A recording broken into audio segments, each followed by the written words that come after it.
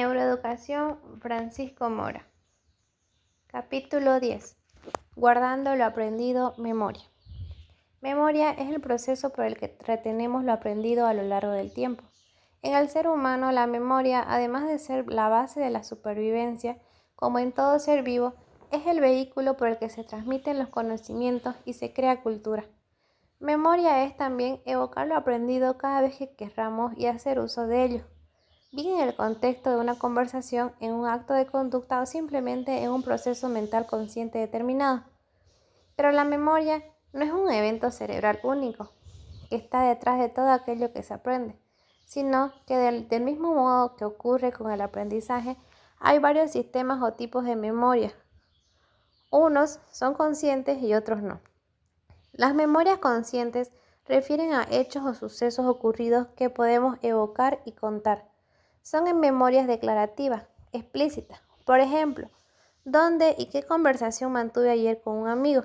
Este tipo de memoria es la que suele referir de modo más general a lo que propiamente es la memoria humana, aquello de la que hablamos todos los días y que se pierde o deteriora con la edad o debido a enfermedades neurodegenerativas como la demencia.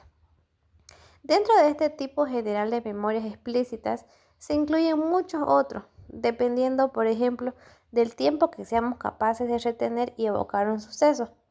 Una de ellas es la memoria a corto plazo, que nos hace capaces, por ejemplo, de retener un número de teléfono por un corto periodo de tiempo. Todos tenemos la experiencia de que mantenemos en nuestra memoria el nuevo número de teléfono solo el tiempo que nos permite marcarlo en el aparato y tras ello se olvida.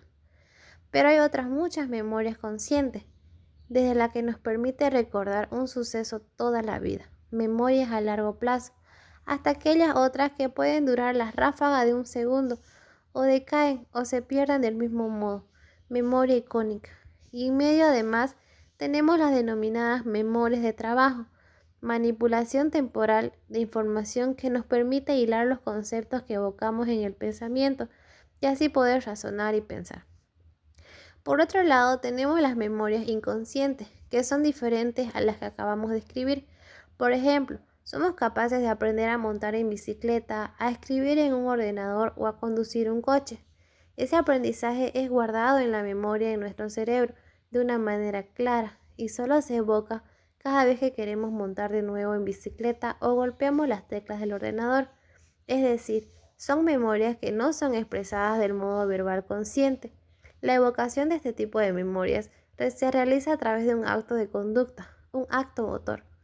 Lo mismo que el otro tipo de memoria, explícita, se manifiesta relatando un suceso con palabras. Este se evoca sin palabras, simplemente mostrando que montamos en una bicicleta. Son las memorias no declarativas o implícitas, con las que guardamos infinitas cosas cotidianas de todos los días, desde hacer salsa de tomate o batir huevos en la cocina, hasta la rapidez con la que ejecutamos la lectura de un libro. Pero hay además muchos otros tipos de memoria. Por ejemplo, existe un tipo de aprendizaje y memoria que permite asociar sucesos de los que no somos conscientes, pero que nuestro cerebro aprende y memoriza y que facilitan nuestra relación con el mundo. Sirva el siguiente ejemplo. Observemos a un perro hambriento cuando se le presenta un plato de comida y veremos que el perro saliva. Ahora, en un experimento diferente y delante del mismo perro hambriento, en lugar de presentarle la comida, hacemos sonar una campanilla o un timbre. Veremos que, como era de esperar, en estas nuevas condiciones el perro no saliva. Ahora hagamos un tercer experimento y en este, cada vez que se le acerquemos la comida al perro, hagamos sonar esa misma campanilla o ese timbre al mismo tiempo. Repitamos este último experimento muchas veces. Pasado algún tiempo, hagamos un último experimento. En esta ocasión, solo hacemos sonar la campanilla o el timbre, sin aproximar el alimento. Y esta vez, al contrario de lo que observamos, la primera vez, el perro ahora sí saliva. Está claro que el animal ha asociado el sonido de la campanilla o el timbre con la comida, y la presentación de uno u otro hace al animal anticipar el alimento y realizar la respuesta a la salivación. El animal ha aprendido y memorizado la asociación de dos estímulos y su correspondiente respuesta a los mismos. De nuevo, esto es un tipo de memoria no declarativa, que en el ser humano ocurre del mismo modo y que no es expresable con palabras. Un último tipo de aprendizaje y memoria que vale la pena destacar es aquel por el que cuando un suceso viene ligado a un acontecimiento emocional, tiene tanta fuerza para ser guardado en nuestro cerebro. Vale en este caso otro experimento. Por ejemplo, a un animal se le da un pinchazo muy suave sobre la piel o un estímulo eléctrico capaz de evocar una determinada respuesta motora. Sea esta la contradicción de un músculo, sin dolor. Sin este estímulo se repite varias veces sin más consecuencia. Es decir, que el estímulo no se siga de un daño, dolor o recompensa placer. El animal termina no realizando respuesta o conducta alguna ante el estímulo. Esto señala que se ha habituado al mismo. Si por el contrario el estímulo sí tiene una consecuencia, sea esta dolor o placer, entonces la respuesta se potencia, es decir, el animal se sensibiliza claramente ante dicho estímulo y aumenta su respuesta. En este último caso, ha guardado en la memoria el significado de este suceso, tanto que posiblemente siempre evite dolor o repita placer, la conducta correspondiente a aquellos estímulos. De nuevo, no se necesitan muchas palabras para enmarcar estos procesos de aprendizaje y memoria en la cotidianidad de nuestros días, en particular cuando somos niños. En las memorias de tipo explícito consciente desempeña un papel fundamental el hipocampo, así como otras estructuras adyacentes como las cortezas entorrinal, periginal o parahipocampal y la propia amígdala. Todas ellas constituyen lo que se conoce como el sistema de memoria del lóbulo temporal medial.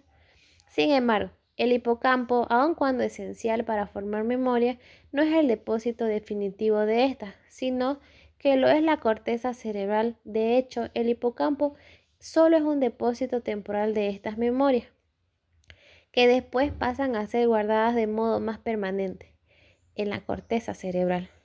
La neurobiología actual revela que cada área de la corteza cerebral, cada circuito neuronal, lleva intrínsecas sus redes la memoria. Por ejemplo, la memoria perceptiva de nuestro cuerpo a través del tacto se encuentra en las áreas somatosensoriales de la corteza parietal y también en las áreas motoras de la corteza frontal. Del mismo modo, guardamos la memoria perceptiva visual de nuestro cuerpo en las áreas visuales. Y de igual forma, también para otros sistemas sensoriales como la audición. Como antes hemos señalado, el almacenamiento definitivo de memorias conscientes, las que manejamos todos los días y que tienen su primer depósito en el hipocampo y que tuvieron lugar en nuestra niñez o hace 30 años, tardan muchos meses e incluso años en ser depositadas en la corteza. Este proceso se conoce como consolidación. Los modelos recientes computacionales de consolidación de la memoria sugieren que las huellas iniciales de memoria en el momento en que se realiza el proceso de aprendizaje se establecen tanto en la corteza cerebral como en el sistema temporal medial. Y cada vez que el evento mnemónico de memoria es evocado o recreado, hay una interacción entre ambos sistemas, dando lugar a un pequeño aumento de la fuerza de las conexiones sinápticas en la corteza cerebral del área correspondiente. En términos neurobiológicos, esto quiere decir que el aumento de la fuerza de los registros de memoria es equivalente a los cambios en la eficacia sináptica entre conexiones corticorticales en la corteza cerebral y conexiones entre la corteza cerebral y el sistema temporal medial. Los procesos de memoria, como ya señalamos a propósito del aprendizaje, posiblemente conlleven una cooperación entre los sistemas conscientes y los no conscientes, al menos en lo que se refiere a su expresión en la conducta. Está claro que en el caso de las memorias declarativas conscientes, un suceso cualquiera que nos ocurra, como conocer a una persona que nos impacte, puede modificar nuestra conducta, y lo sabemos, somos conscientes de ello. Este tipo de memorias pueden ser evocadas, traídas a la conciencia, a la mente, bien como pensamientos sin más o como una imagen visual. Frente a ello, sin embargo, Los otros tipos de memoria de los que ya hemos hablado, las no declarativas, son inconscientes y en ellas el conocimiento adquirido se expresa en los propios mecanismos de la conducta, sin que nunca pueda aparecer conscientemente ninguna traza de esta última memoria.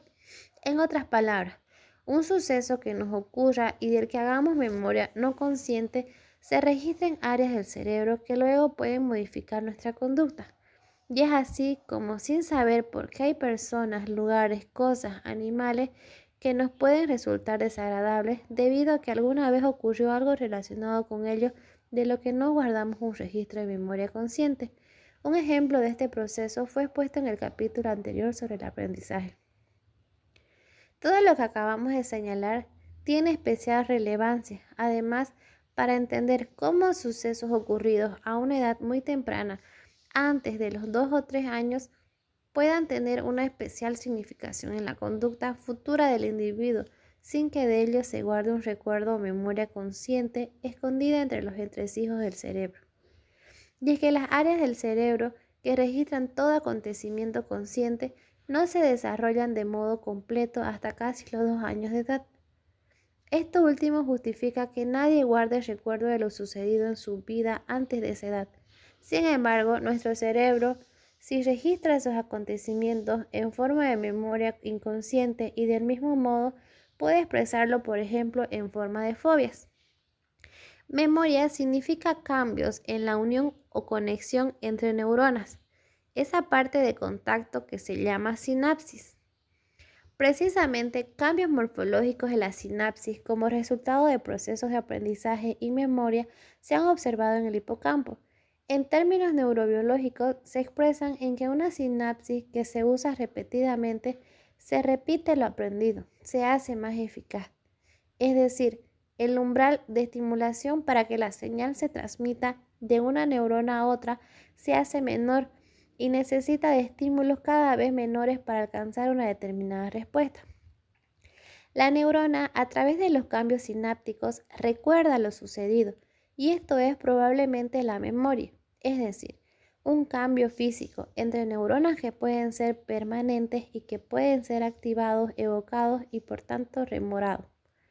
Hoy sabemos además que estos cambios ocurren a nivel de la microestructura neuronal, de modo que la actividad sináptica da lugar a su crecimiento por sus efectos sobre la síntesis de ARN, por tanto, sobre las proteínas y otras macromoléculas.